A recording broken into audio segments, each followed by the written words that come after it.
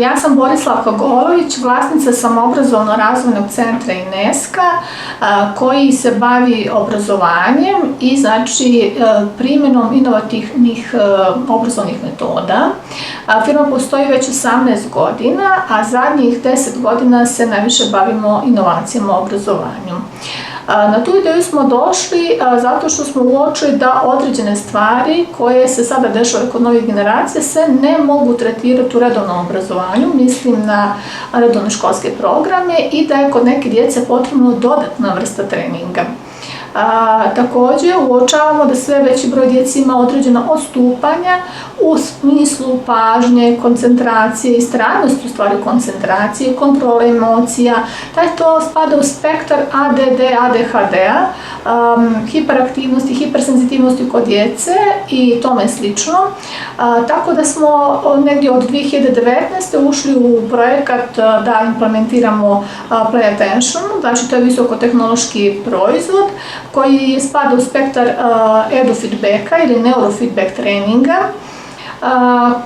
čime u stvari skeniramo. Projekat je namijenjen tome da postiče mentalno zdravlje, razvoj mentalnog zdravlja. Sa čim smo se suočili kao izazovom je to da je to kod nas nepoznato, da se IT tehnologije, nove tehnologije ne koriste toliko ili nisu široko primijenjene, nisu razumljive našem narodu kada je u pitanju mentalno zdravlje. Također kod nas ljudi većinom nestrpljivi, ako hoće da dođu do nekog poboljšanja, žele bi da to vide odmah, da se to brzo dešava i da se to jako brzo riješi. Međutim, pogotovo kad je u pitanju mentalno zdravlje, to ne ide tako brzo i potrebno je vrijeme za takav jedan proces. Ono što želim reći da medicinska informatika treba da ima širu primjenu u Crnoj Gori, da je to neophodno da idemo u korak sa vremenom.